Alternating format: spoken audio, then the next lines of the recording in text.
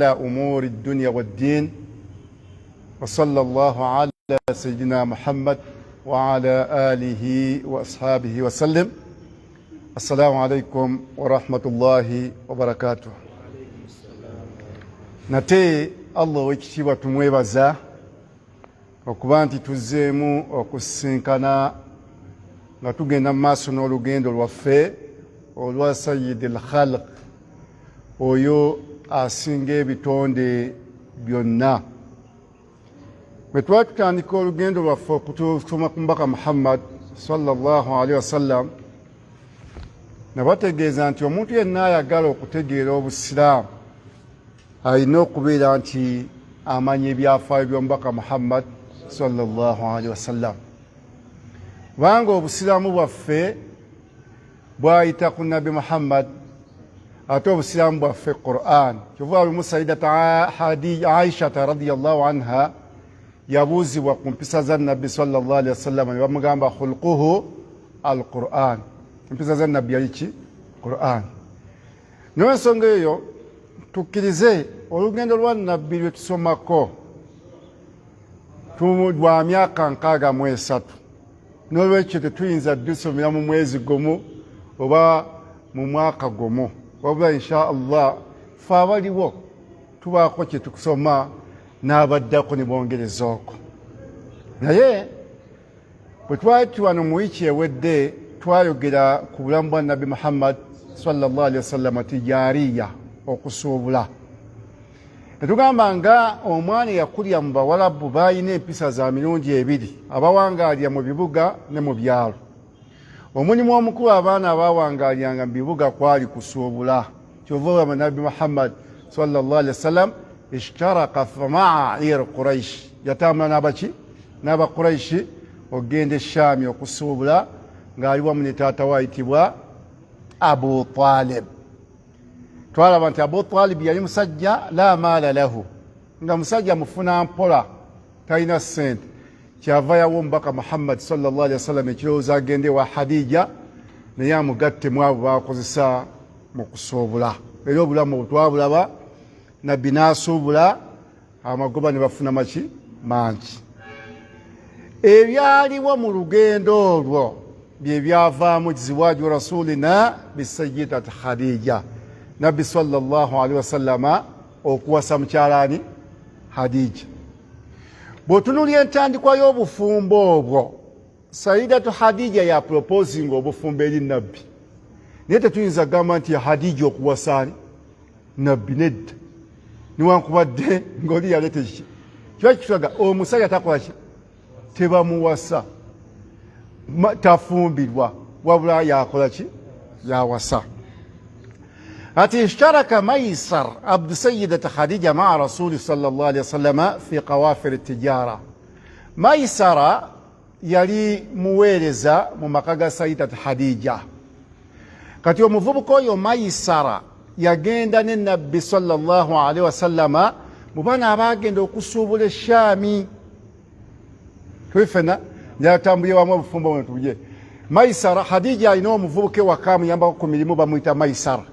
Kati bwe yawanga abantu sente okugenda okusuubula oba ebyamaguzi batwala eri okusuubula, omuvubuka ono yagenderangako ayitibwa Maisara. Kakati ku luno mwegasseemu omuvubuka omulala ayitibwa Nabbi Muhammad sallallahu alaihi wasallam, naye azze kusuubula mu Maryani ya Hadija, ng'agenda kukolera Hadija. N'agamba walamma aada, bye yalaba mu lugendo tebyali bya bulijjo okusinza bulijjo abantu bakola ki, bagenda nabo. Mumujjuka twagamba wali omusajja Buhayra yabeeranga mu kyaki ye nga tafuluma mu kyaki, abantu ne bajjanga ng'atunuulira baki, batunuulire, naye kwolwo yafuluma mu kyaki n'abafumbira neki n'ekijjo, n'abaana ne balya, ne bamubuuza bulijjo nga tobikola ku bantu baki balala. Okiwulira, Maisara yennyini yanyumya ku lugendo luli bwe baatambulanga, adallatuhu al-ghamam, ekire nga kijja kibatambulya waggulu. Ebyo byonna Maisara abikola ki, abiraba. Bwe baatuula wansi emiti ne gikola kiki, nga kisiikizi. Kakati agamba walamma aada, bwe bakomawo mu lugendo lwabwe bakomyewo e Makka, قص على سيدته الأحداث الحاركة للعاد التي شاهدها. yanyumya ebyafaayo ebyawukana n'embeera bye bakolaki bye baalaba. Singa gogenda mugenda olwaleero mubadde mutambula ne mutuuka ku nnyanja emmotoka ogyabye etambulira kuki ku lukalu kyotalabanga kumugenda okulaba nga emmotoka yo bwetuuka ku mazzi ekolaki batugamba Dubai emmotoka ezo zikolaki yeziri ku lukalu etambula ng'emmotoka yabwe bwetuuka ku mazzi nejja ate esobola okubuka ne mu bbanga nefuukaki. Kakati omuntu buli bwatambula olugendo mulimu byalaba ebitali byaki bya bulijjo bwakomawo abikolaki abimya. Kakati Maisara akomawo anyumiza Hadija bye yalaba ku mbaka Muhammad sallallahu alaihi wasallama athnaa rikhlatahu mu lugendo lwabwe. Ekimu kye twagamba bwe baasuubulanga bonna nabbi yatundanga ne biggwawo n'agula n'ebiki n'ebya naye amagoba gonna ge yafunye kuno nga gonna agakolaki agaleeta si bya bulijjo ebyo si byaki bya bulijjo. Abalina amaduuka otunda sipeeya osobola okugira neko omwana n'atunda omupiira n'agera n'aleeta omwana n'aguzzaawo n'akuga ebintu tebikolaki tebitambula. Naye kakati Maisara ebyo abira ku mbaka Muhammad ebitali bya bulijjo. Wahaka li sayyidata Hadija shakhsiyati rasul al-karim najja n'anyumya embeera ze social life y'omubaka Muhammad sallallahu alaihi wasallam ng'aginyumizaani Hadija wa amanatihi wa sidiqihi n'amunyumiza obwesigge bwa nabbi wa n'amazima ge byonna abinyumizaani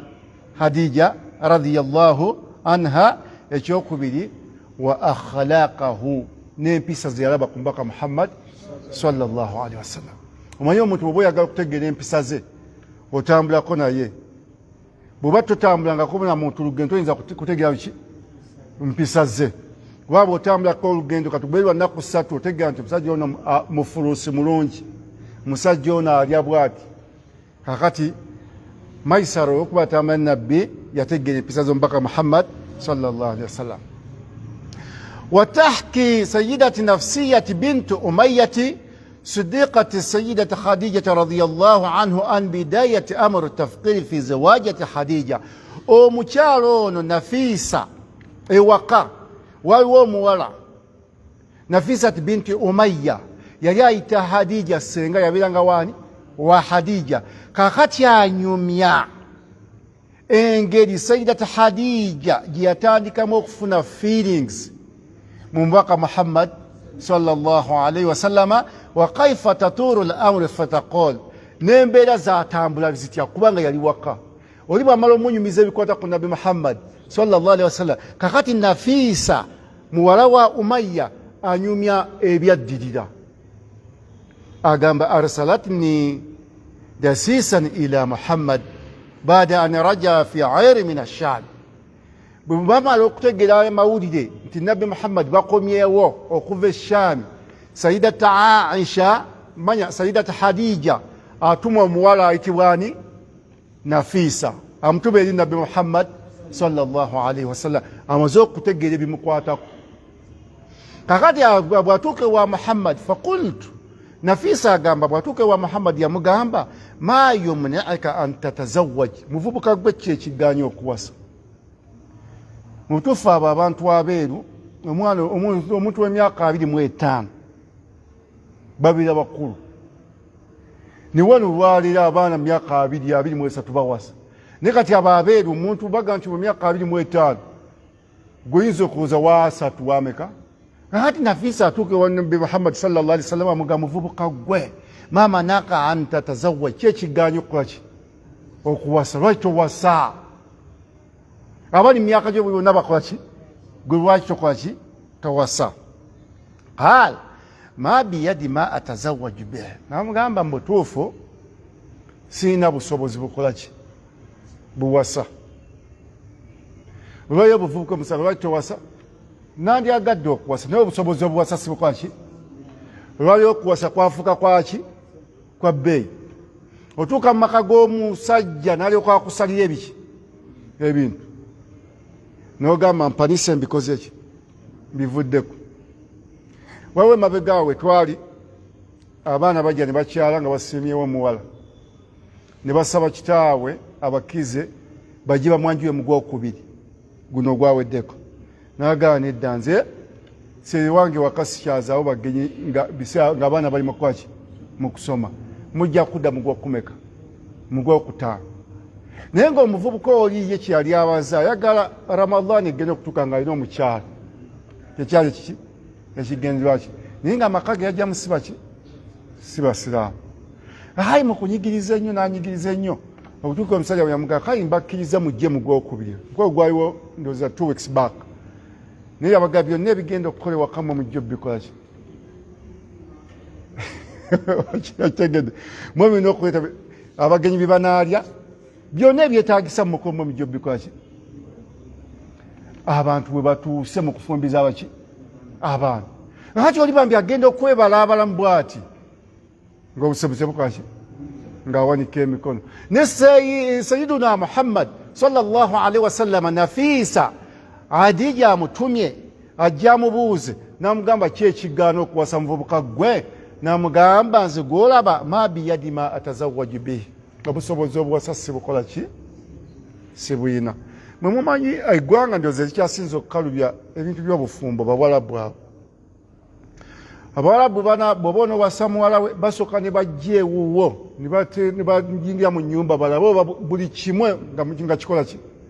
nga kirimu ekiri naye mujjuke nti Nabi Muhammad yagenda okuzaalibwa nga taata we yafa dda emikisa gy'omwana wazaalibwa nga taata we taliiwo obwavu gibeera 9 ku 100 okubeera omwavu mu nsi muno okiraba mulimu omuntu asobola okukuyamba nga akuyamba lwa taata we olwokuba taata wakoki waliwo ayinza okukuwa omulimu olwokuba taata we akolaki naye waliwo agukumma nga yandibadde agukuwa olwokuba tomanyiddwa taatawo kati nabbi embeera gyeyakolaki gyeyakuyamu bw'ava mu mikono taata we yafa nadda mu mikono gya jjajja wa Abdul Muttalib bw'ava mu mikono gya Abdul Muttalib agwa mu mikono gya Abu Talib taata we gwe twayogerako yali omusajja omuki omwavu n'ez'okusuubula zaamubula n'amugamba agende wa Hadija amwegalire babakole ki okiwulira kakati amugamba nandibadde empasa naye siina busobozi bukola ki buwasa qultu Nafisa agamba kyava agamba ng'agamba omubaka Muhammad sallallahu alaihi wasallam fa in kaffaytuka dhalik ودعيت إلى الجمال والمال وقفاء ألا تجيب kyava mugaa muvubuka senga ebyo byonna byogerako nti olina busobozi ng'obusobozi bukuteereddewo nga naakugamba omuwase mukyala mulungi ate mugagga alina n'obusobozi era towasa Hamza owulira otya bakugambye we mama Fina yagala kufumbirwa nga si musawo muganda najja napropose nga niwaga nti Hamza wali towasa naga waliwo mukyala mulungi alina ku ssente ate era towase bwebagamba mubaka Muhammad sallallahu alaihi wasallam kala kyava amuddamu n'amugamba faman hiya gwoyogerako yaani nabbi agamba Nafisa omukyala gwoyogerako yaani mukyala mulungi mugagga wampisa ani oyo qultu Hadijaton Nafisa kyagamba nagdamu nagamba Nabi Muhammad ti omukyala gwe nkugamba yaani ya Khadija Allahu akbar walillahi alhamd qala wa kaifa li bidhalik bwetebeezaamu omuntu gw'obadde nga oli mupakasi we ogenda kubitandikirawo kaifali biri mbiwulidde ogambye ojja binkolera naye kakati ddala Muhammadi waabwe kaifali bidhalik ekyo nyina kituukiriza ntya omuntu gwe mbadde nkolera mukama wange wa kaifali bidhalik qultu alayya Nafisa kyava mugamba byonna bikole ki bindekere bikwasense olugendo lwali lwanguyemu bikoze ki omuntu ayinza okukallafa kukola ekintu ekizitono nakisobola nasobola nga kyontumye ndabanga ekikoze ki namuga gwe nkwagalamu kigambo ki naye bisigadde byonna ani nze byagga tugende mu maka gaago wallahi neweepimapima mu butuufu nga tosaanidde kuyingira mu maki mwakaago naga gwe tofaayo byonna bikole ki bindekere ng'ate agambye bindekere olaba alina obuki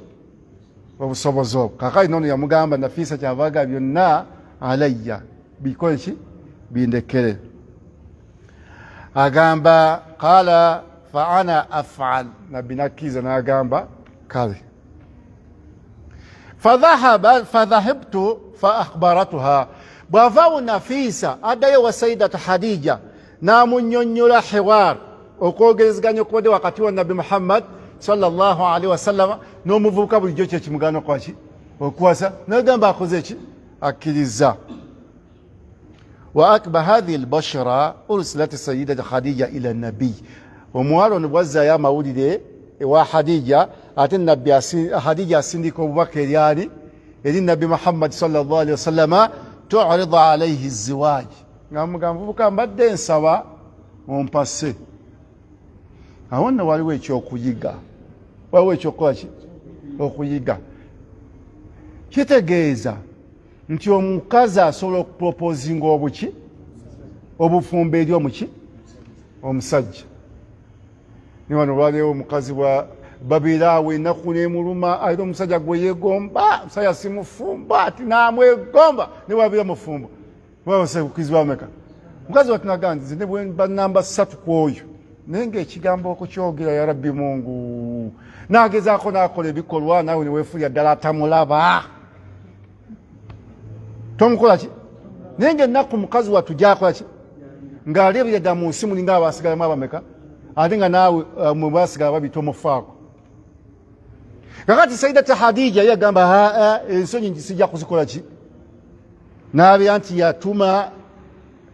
mawulire gano bagamala okudda nti omwana ekibali kimuganya okuwasa butaba na busobozi era mweteefuteefu okuwasa Sayyidatu Hadija n'atumira Nabbi Muhammad sallallahu alaihi wasallam tu'ridu alayhi ziwaj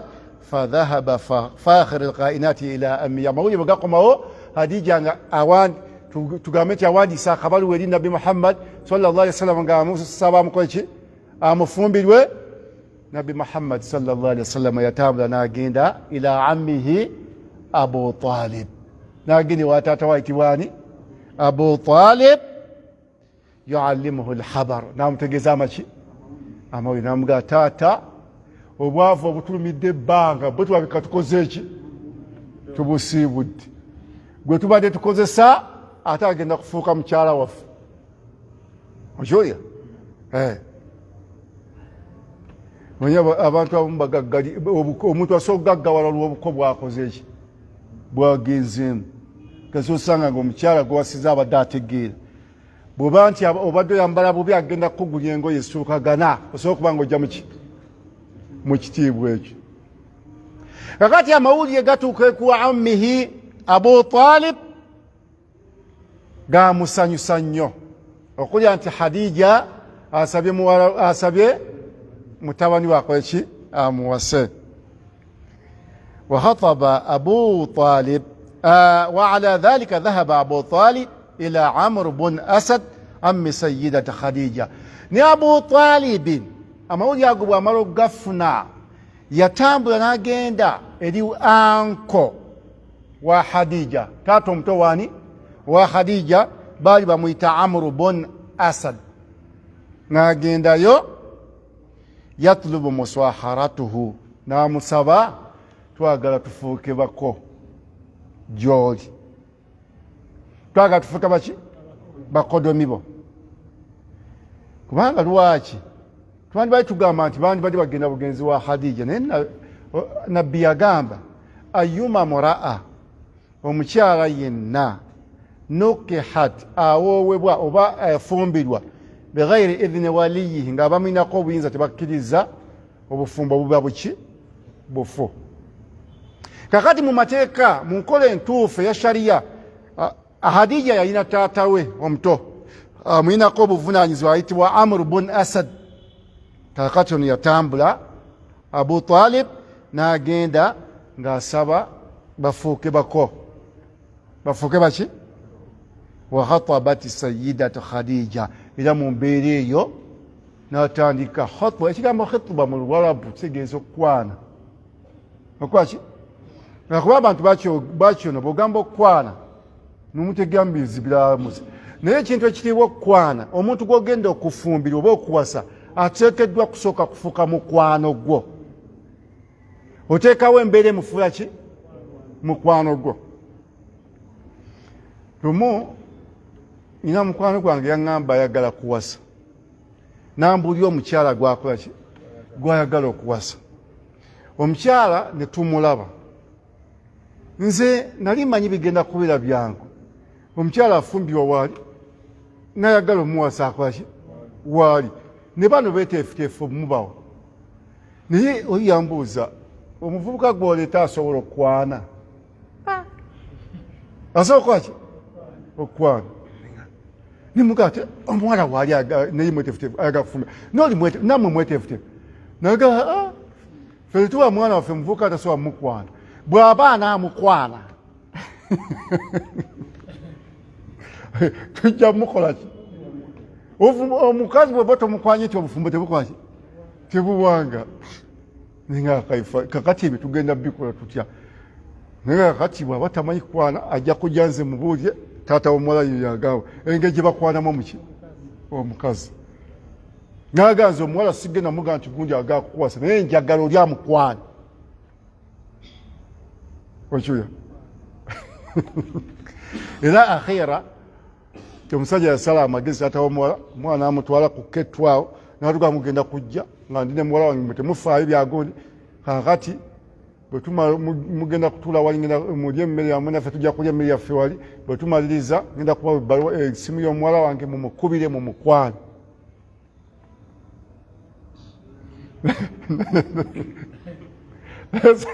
tebyali byangu kubanga omuvubuka nga ensonyi zaalina za kika kyaki kyawagonyo naye olwokuba nti kyalimu omukono gwaki ati nabbi sallallahu alaihi wasallam tugambye wa khatabat sayyidata khadija ate kakati Abu Talib taata wa nabbi nagenda nayogerezani okwogereza nayogerezani Hadija tuddayo mu nnono ku nnono omusajja yayogereza omuki ono yakyogeri yadde ayagala naye mu butuufu ngono yalina okukola ki okukikola kakati Abu Talib nayogereza Sayyidatu Hadija ku lwa mutabani we ani Muhammad sallallahu alaihi wasallama ekyokubiri wa khataba Abu Talib Waraqata bun Nawfar wa khataba Abu Talib wa Waraqata bun Nawfar ibn ammi Sayyidatu Hadija khutbat an-nikah bali bagenda kusiba nikah namwandu ayina n'abaki n'abaana naye وقد أصبحت تلك السيدة خديجة كريمة منذ اللحظة الأولى مصدر جديد لدعم الرسول صلى الله عليه وسلم بمالها وروحها okuva ku nnaku day one yafuuka Hadija nga kye kikubagizo kya Nabbi Muhammad sallallahu alaihi wasallam mu bulamu bwe ng'amuyamba ne maali ye wa ruuhaha n'omwoyo gwe gwonna yamwagala namuwe ebyobugagga bye n'omuki ngowooza Abu Talib yaddamu okukaaba Allah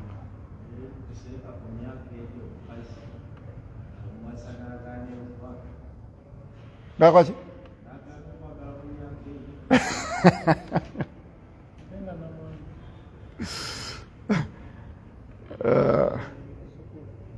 Kaba maloko azina.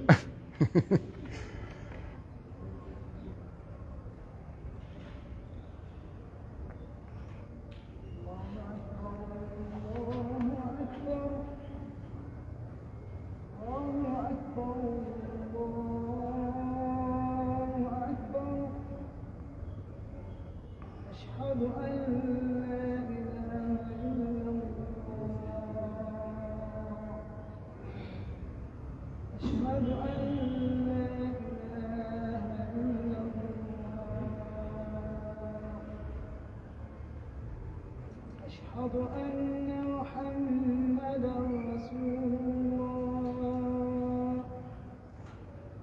أشهد أن محمدا رسول الله حي على الصلاة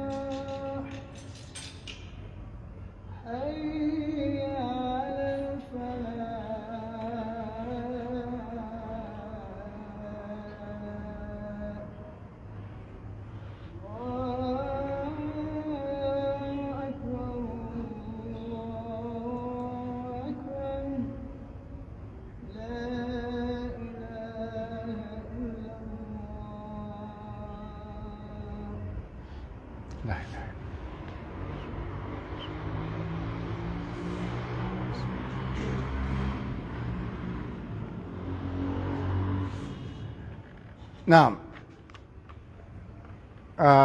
Kakati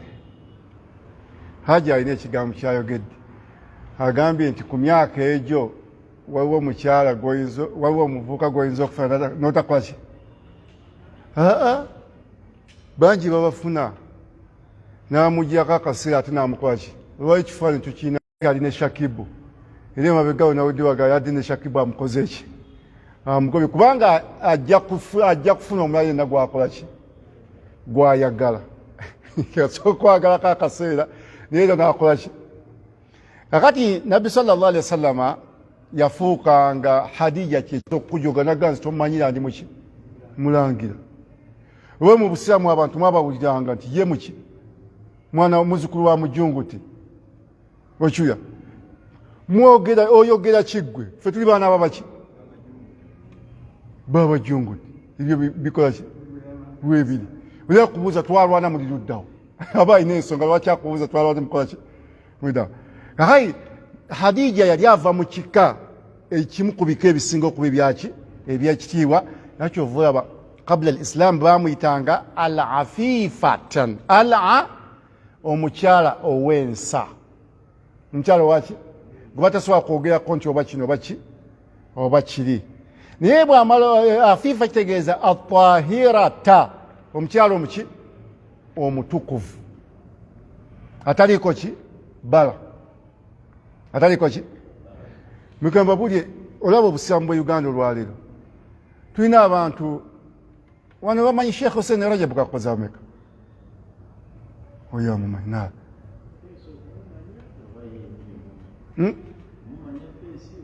kyonna bwe kiri nga mumanyi Sheikh Hussein Rajab kakoze yali mufti waki tuba chiefkazi naye hakikata kibuli ebaddewo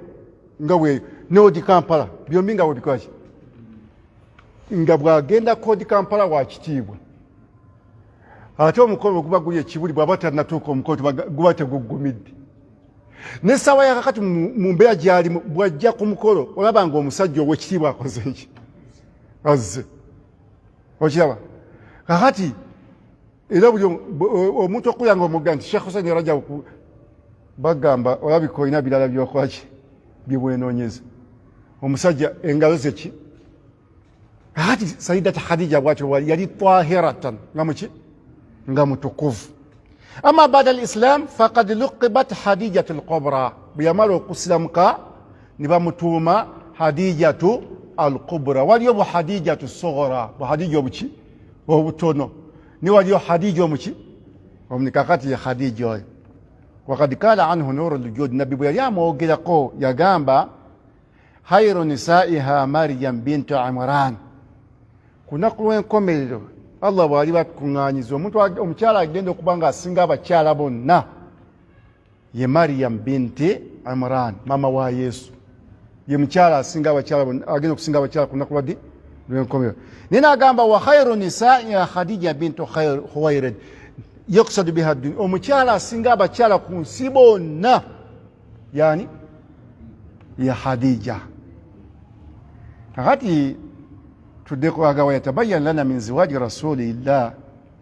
ebyeyoleka oba bye tuyinza okufuna mu kuwasa kwa Nabi Muhammad sallallahu alaihi wasallam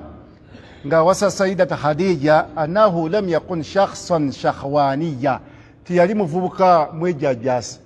agendera ku byabwagazi agendera ku byaki yamilira shakhwati nafsi nga tatundya byabwagazi mu bufumbo bukyategeeza tiyali tanoonya beauty ya mukazi yoba omukyala nga mumyufu nnyo omukyala nakabina omukyala yakulota si kyakyali ekigendererwa aw anahu hatta yaltafituhu ila tilka raghabati nti obwagazi obwo bwayina bubenga bumusendasenda notunuya omukyala nayitawo noga alhamdulillah Allah yatonda Allah yakwaki yetonda nokkiriza noga ekyevu kino senga kiba tekinnayeruka nandibadde nante nteekayo twalabu yange naye tajja kunzikiriza olw'envi ezijjudde mu kyevu naye ngaomutunulire noga nti wallahi Mungu yakola ki ne nabbi sallallahu alaihi wasallam sibi yali atunulya ku mukyala okiwulya liannahu law kana kadhalika lama tazawaja bisayidati lhadija armilatin takburu bi 15 yagala senga yali atunulya abasinga obungi byetutunulya mu bakyala betuwasa yandibadde tawasa mukyala wa amusinga myaka 15 bal kana yuhibbu oba yajibu alayhi an yatazawaja bisayidati aktharu shababa kyali kimukakatako nabbi okuwasa omukyala nga muvubuka okukolaki okumusinga owa 25 yandigambye omukyala w'emyaka 18 ku 23 senga nabbi yali atunulya ffe byetutunulira nga tunoonya abakyala naye walakinahu kana yabhath fima yatazawaj an sharaf walfadail waljimal alakhlaq yali anoonya omukyala ow'ekitiibwa yewe kiki ekitiibwa omukyala waljimal akhlaq nga mukyala alina empisa ki ennungi walam yabhath an almar'ati an sifati dhailati almuaqqata kashabab tiyanoonya bitendo byakaseera ebitendo byaki ebyakaseera olwaleero omukyala eyali mu tawuni wano emyaka 15 ng'ayogeza abantu obwama olwa emyaka 15 bamukuleetera omuwase n'ogaana kubanga ebyo ebitendo byakaki byakaseera buseera bw'oba wali wamwegombako ssente oba myaka 10 biyinza okuba zakolaki zaggwawo kakati nabbi sallallahu alaihi wasallama kyovula bwe yali tanoonya bulungi obwo wabula yali anoonya mpisa na kitiibwa kya mukyala kyovula bwe yawasa omukyala w'emyaka 4 n'alekawo abawala b'emyaka emeka emito kuye ng'ate baaliwo bangi abamukwaki abamwegwanyiza n'olwekyo nabbi sallallahu alaihi wasallama yagamba nti omukazi awasibwa lwa nsonga meka yagamba osobola okuwasa omukazi lijamaliha beauty nga bulungi bwe bukkubye oba n'omuwasa lihasabiha ekika mwakola ki mwava family ekolaki etegerekeka n'agamba ekirala liki limaliha ng'omuwasa lwaki lwa ssente n'asembyayo lidiiniha n'olwaki naye bwe yali amaliza naga fadlu bidhati diini noonya omukyala alinemu eddiini talibati yadaaka ojja kulaki ojja kuwona ojja kuba okoze ki kubanga eddiini ebiseera ebisinga esobola okuwangaalako naye ebisigadde emaali esobola okutokomoka mu nnaku lumu abadde omulungi olwaleero ku makya osookera ku makya nga yakufunye akisidenti ng'obulungi tebukyakolaki tebukyaliwo tebukyaliwo nina omuvubuka twasomanga naye yali yava Zanzibar twali tuli naye ku university Mbale wallahi yatwewunyisa ffenna yalina ezanzibar mukwano gwe nga amuyisa bulungi nnyo omuvubuka ono n'awasa omukyala yalina omukyala kakati mukwano gwe oli yalina muwala we nga muwala we alabika bulungi Allah n'amugerera n'afuna accident nemukutwako amagulu n'omuvubuka bwe yali atunyumiza naga siina kirabo kinyinza kuwa mukwano gwange oli okugjako okuwasa muwala we akutuseeko amaki netulowooza asaaga omwaka ogwaddako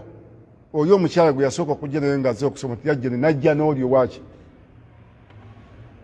okirabye kakati eddiini kintu kiki kiku nabbi sallallahu alaihi wasallama yanoonya mu hadija ki addiini kakati bwatyo nabbi Muhammad sallallahu alaihi wasallama bwawasa mukyalaani hadija naye nga hadija yaproposinga obuki obufumbo mukkirize tutunulireko akantu katono nnyo mu bimu ku ebyewuunyisa waliwo omusajja gwe bayita Zaid bun Haritha ayogerwako nnyo mu bantu abawangayo nabbi Muhammad sallallahu alaihi wasallam era nabbi bw'amala okugaanibwa abantu b'e Makka atambula agende Taif osanga alabe nti anaafuna obuweerero mu bantu baawa b'e Taif nga bali baganye daawa yagenda ne Zaid bun Haritha naye Zaid ajja atya okubeera nti aleeberewa nabbi Muhammad sallallahu alaihi wasallam aga bainama kana Zaid ibn Harisa fi thinni thamina bambi yaina emyaka 8 hatafatu furusani bani Qainani abalumbaganyi babani Qainani ne bajje ne bamuwamba naye enkola abawalabu bagiina nga jibajja ne basanga awo abaana abavubuka ne babawamba ne babatwala ku mpaka kati ne Zaid ibn Haritha bamukwata bwe batyo ne bamuwamba ne bamukwaki ne bamutwala mu katale akaali kasinga obunene e Makka baali bakayita suuqu Uqaad ng'oli wadde embogano wamba omutugano omutuna n'omufunamu ki sente aye nga teryajja kukola ki kuvunaana kakali bambi ne Zaidi bwatyo bamuwamba ne bamutwala mu katale akasinga obunene e Makka kabayita suuqu Uqaad liyabi'a fi suuqi al-abd ne bamutunda ng'omuki omuddu fasharahu Hakimu bin Hizam ya amati Sayyidati Hadija kakati Hakimu ibn Hizam namugulya sengawe Hadija ngona Hakimu yali ayita Hadija ki senga nagula omuddu omuvubuka mu katale mu myaka 8 namutwalya Sayyidati Hadija amuyambeko ku mirimu nga yamuga dirhamu 400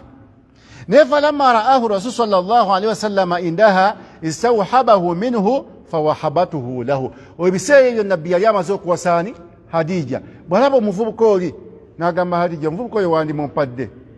gwe bamugulidde kakati Hadija n'amuwaani nabbi sallallahu alaihi wasallama nabbi n'amuta n'amuga tokyali muki muddu tokyali muki muddu a'taqahu illa annahu faddala al-buqa bijawarihi lima ra'a minhu min tib al-mu'amala wa lam yatrukuhu abada omuvubuka oyo nabbi bw'amala omufuna yali waddemba okutambula ddeewa ewaabwe naye olw'empisa gye bamuyisaamu ewaka omuvubuka yasalawo n'agamba nja kusigala wano sijja kugenda kkiriza nsigale naki wano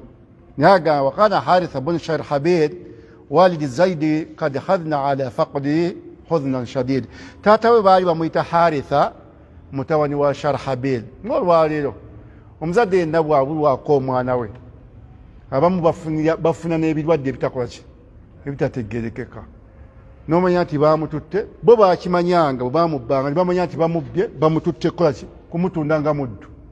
ne bambi Haritha bun Sharhabil yanakuwala nnyo olwa mutabani we nga bamututte n'abeeraawo nga buli kaseera anoonyereza mwana waabuuliza agenda asuula enkesi omwana wange ali luddawa naye waliwo abantu baali bagenza okukola hijja teyatandika mu Busiraamu ng'Obusiraamu tebunawo abantu bagendanga e Makka okukola ki hijja kakati waliwo abagende okukola hijja abaava ku kyalo eno omuvubuka ono gye yali abeera Zaid ibn Haritha ne bamulaba ne bakola ki ne bamulaba ne bamugamba muvubuka kiki n'abanyumiza ebyakola ki ne bamugamba kakati omukisa ogutoloka ogukoze eki tugenda ffenna yagaana Zaid ibn Haritha yakola ki kakati ne bamugamba oyinza otya okusalawo osigale mu buddu okusinga okuddayo eri ki Zaid n'akola ki n'agaana kati bwe baddayo bategeeza taata we ne bamugamba mutabani wo twamulabye era ali mu maka g'omusajja ayitibwa Muhammad bun Abdillah ne batambula taata we n'akola ki n'atambula ne bajja e Makka bwe bajja e Makka ne batuuka ewa Nabbi Muhammad sallallahu alaihi wasallama wa arada alaihi an yadfahu lahu nufuusa liyasta'iddu Zaida ne bamugamba katukuwe sente otuddiza omuki omwana waffe otuwa omuki omwana oyo omutuwe okiwulira kakati Nabbi Muhammad sallallahu alaihi wasallam kyava abagamba fahal li ghairi dhalik qalu wa ma huwa n'abagamba nti omwana oyo nsobola okumubawa ne bwe bumanga temumpadde ekyo kyemukola ki kyemuŋŋamba nga temumpadde sente nsobola okukola ki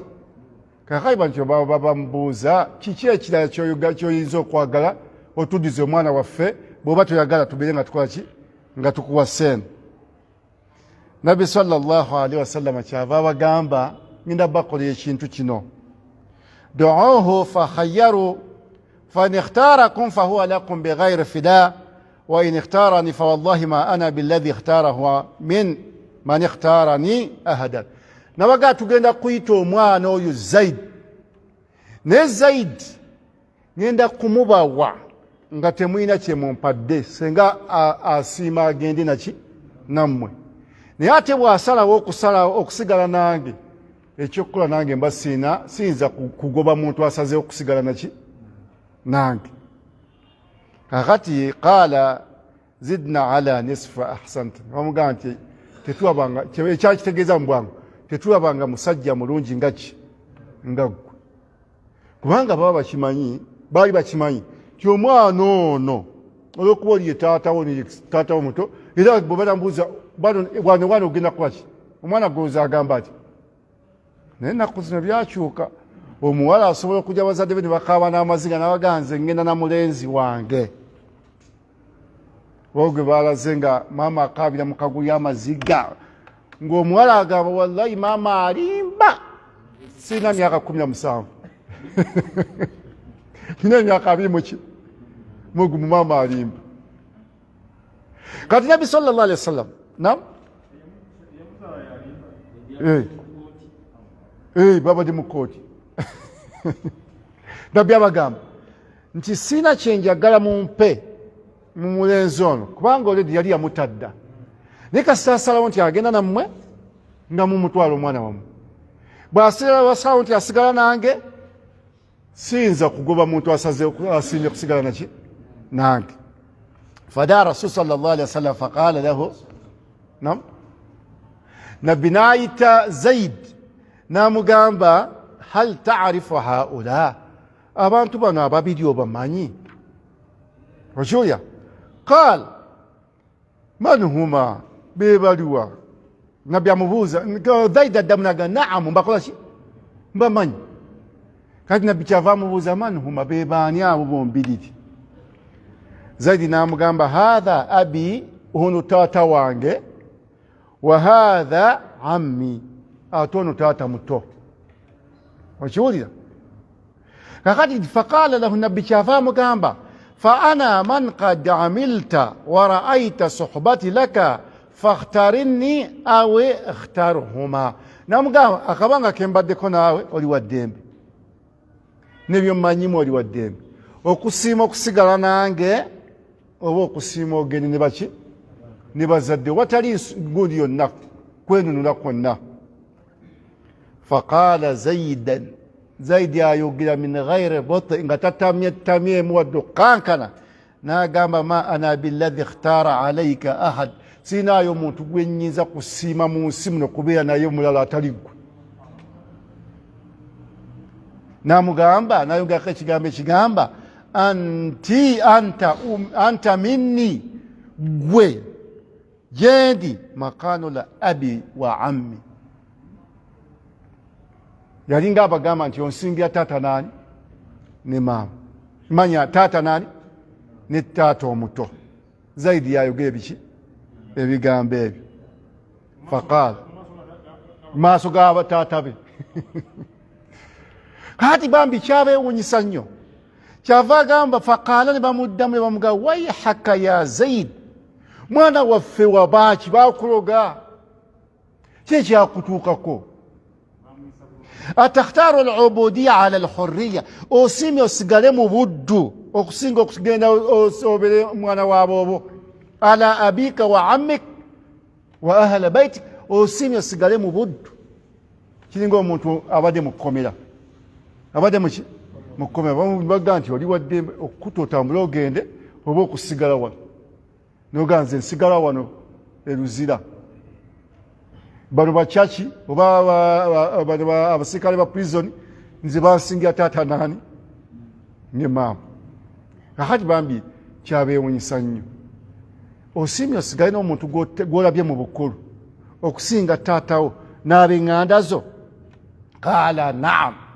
kyava madamu n'abagamba ti ye ekyo kyensiimye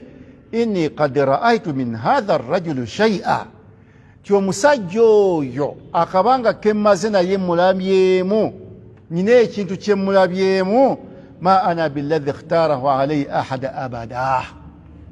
wallahi mu nsi muno sinayo muntu gwenyinza kusalawo kubeera naye okusinga okusigala n'omusajja ono sallallahu alayhi wasallam. Aga falamma ra'a rasul sallallahu alayhi wasallam minhuma ra'a akhrajahu ila al-hijr 'inda al-Kaaba. Bwamala okwogera ebigambo ebyo ng'asaliddewo ddala, nabbi sallallahu alayhi wasallam yakwata Zaid ibn Harith n'agenda wali ku kisenge kya Kaaba. Faqal, n'alangirira ng'agamba, ya man hadara, abange mwenna abakoze eki, abakuŋŋaanye, ishhadu anna Zaida bni arithuhu wa yarithuni. Kyava abagamba nti banne mwenna abakuŋŋaanye mujulire, omwana ono Zaidi okuva ne leero mwana wange. Arithuhu, musikira senga abakoze eki, afudde. Wa yarithuni, naye ansikira senga mbankoze eki, nfudde. Falamma ra'a dhalika abuhu wa ammuhu tabat anfusihima wansarafa. Bwe bamala okuwulira ebigambo ebyo, taata ne muganda we batebenkera, emitima gyabwe gyakola ki, gyatukula. Wansarafa, ne baddayo wa ewaabwe. Zaidi n'asigala wa nabbi Muhammad sallallahu alaihi wasallam. Awo we wava okubeera nti Zaid bamuyitanga mwana wani wa nabbi Muhammad sallallahu alaihi wasallam. N'olwokuba nti niwankubadde ng'ate maaso eri waliwo obuzibu obwakola ki, obwajjawo, obusiraamu ne bujjawo embeera eyo nga tokyakkirizibwa, obusiraamu tebukkiriza olwaleero muntu kufuula mwana ataliwo n'omufuula mwana ki, mwana we. Kyava ku Zaid ibn Harith. Zaid ibn ki? Ibn Harith. Olwaleero Zaid bwakulira bamuyitanga, kyatuuka ne nga tebakyamuyita na Zaid ibn Harith, wabula bamuyita Zaid ibn Muhammad sallallahu alayhi wasallam. Era omukyala ayitibwa subhanallah Fatima ndowooza, Fatima oba bwe mba sirabidde, binti Jahash, Zainab binti Jahash. Zainab afumbirwa Zaidi ng'amanyi afumbirwa mwana wani wa nabbi Muhammad sallallahu alayhi wasallam, Zainab binti Jahash. Naye bw'amala okukizibwa nti si mwana wa nabbi, era obufumbo bwakola ki, bwafa. Asoma engeri Zaidi gyatuukamu ewa nabbi Muhammad. Famire ya Zainab yali famire ya kiki, ya kitiibwa. Bawaayo omwana waabwe bamanyi afumbira ani, afumbirwa mwana wa nabbi Muhammad sallallahu alayhi wasallam. Bakyefu bakiryanga mwana balonda yalinamu ki, muddu. Obufumbo ne bukola ki, Allah subhanahu wa ta'ala n'agaanira ddala kibayita taban, n'agaanira ddala ki, omwana yenna nagamba omwana bw'abeera ng'olina ye waka oduuhu li abaihi, mubayite manya gabaki, gabataata baabwe, gabaki. Yasse etteeka nagamba akaana Muhammadu aba ahadin min rijalikum, Muhammad si taata wamu kummwe mwenna, abasajja mwenna abaliwo tekuliko Muhammad gwakola ki, gwazaala. Aya eri mu Quran, walakin rasulullah, waba mbaka wani. Naye golooza aya yali nyangu yakola kyakusoma naye olwokuba bwali bubaka nabbi Muhammad yali alina ogisomera abaki. Bwatyo Zaid ibn Haritha bwatuuka mu maka gani g'omubaka Muhammad sallallahu alaihi wasallam. Kakati dirasat kiki etuyiga mugondi eyo?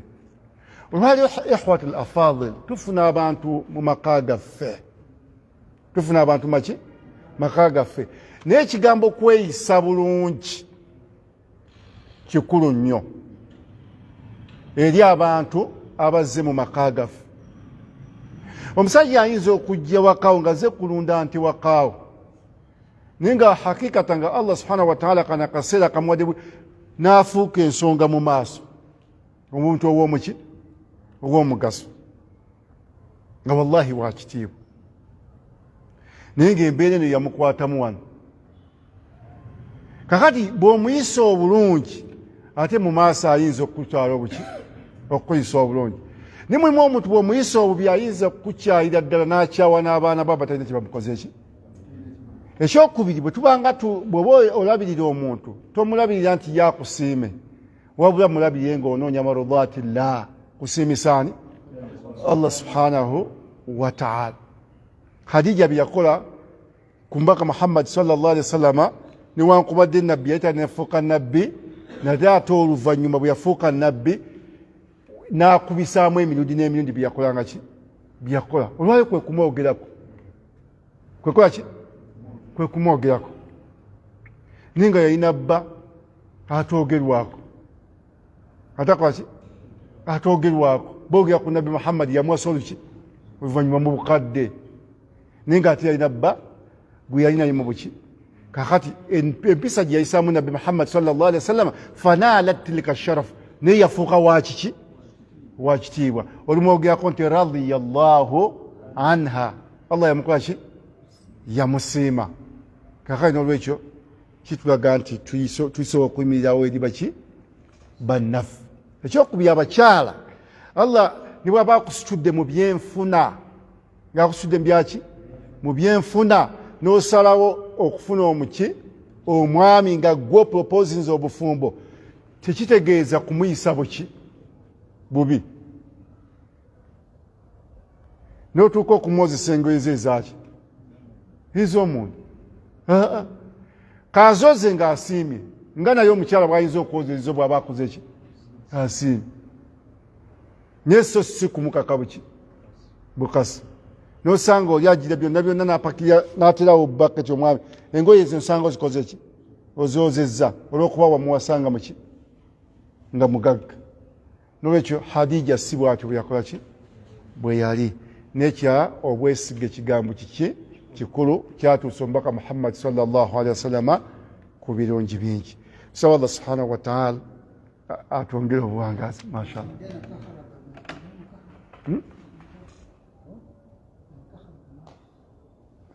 katono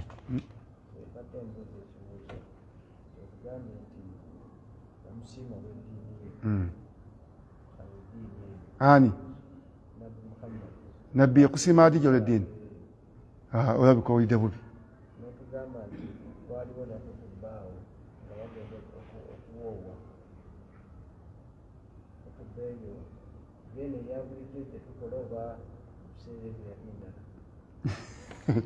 ayi kamba waliwo kiwasoso wabika mfunye nagambye yamusiima olw'amazima ge n'empisa ze ate era yali mukyala wadde yali mukyala mukulu boogera ku jimaali yali mukyala muki mulungi naye nga si kyeyakulembeza ekyobuki ekyobulungi wabula empisa n'amazima ge n'obwesige byali bikulu ekyokubiri khutuba obuuza khutuba tinnika mutemulowooza nti khutuba z'obufumbo zitandise luvannyuma lwa busiraamu olwaleero abantu baba bafumbirigana mu kanisa ne bagenda mu kanisa oba mu kereziya nga si basiraamu bwe basiramuka tetuddamu kubawoowa obufumbo obwo buba butuufu buba buki butuufu kasaba banga bagenda mu maaso ga munnaddiini gwe bakakasa nti katuli bakatuliki faaza yalina otukola ki otugatta ne bagenda mu maaso ge ne batuukiza byonna ebikolebwa obufumbo obwo ne bwe basiramuka bombi tetuddamu kukola ki kubawoowa ekyokubiri senga baba nti beefuna bwefunyi lwe bazadde abaana nga tebagenda mu maaso ga munnaddiini eyo gye babadde ate abo tubakola ki kakati obusiraamu eddiini eri gye bavuddemu bye bakola mu kiseera ekyo nga bakakasa nti ddiini bwe bajja eno tubibala nti biki bituufu kakati era ne bali basoma hutuba ne bonogera mu kyaki nga bagatta abagole basoma ki basoma kutuba kitegeeza kubuulirira baki bagole kakati hutuba eyo yakola ki yaliwo twagambye yasomwa Abu Talib ne Warakati bunki Nawfal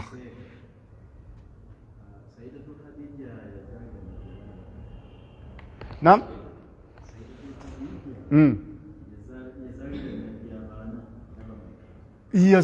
nagambye abaana ba nabbi bonna ba Hadija abaana 6 omwana omu Ibrahimu yataali wani wa nabbi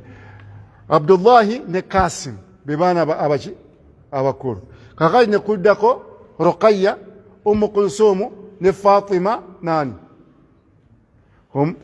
yugira abalala kuba nabbi yazaala abaana wasabatu auladuhu faminhum 3 min adh-dhukuri tufham yazaala abaana balenzi 3 Qasim Abdullahi ne Ibrahim وأربع من الإناث فاطمة زينب أم كلثوم رقية abaana bonna abo basaidatu Hadija okujjako Ibrahim gwe yazaala muri omukyala gwe bayita Maliyat al-Qibtiyya ate nabbi teyawasa omukyala yenna mulala ng'akyali naani okuwasa omukyala omulala yawasa Hadija amaze kufa yali amwagala nnyo n'olwekyo osobola okubeera n'omukyala wamu mwagala nnyo naam Khadija nabbi amusanga yali mukulu wa nabbi nayenga amusingako emyaka abo bagamba ena bakijjewo kitete kuba nti asobola okuzaala abaana abo bonna bonna nti ku myaka ana osobola okuzaala abaana abo bonna kisobokera ddala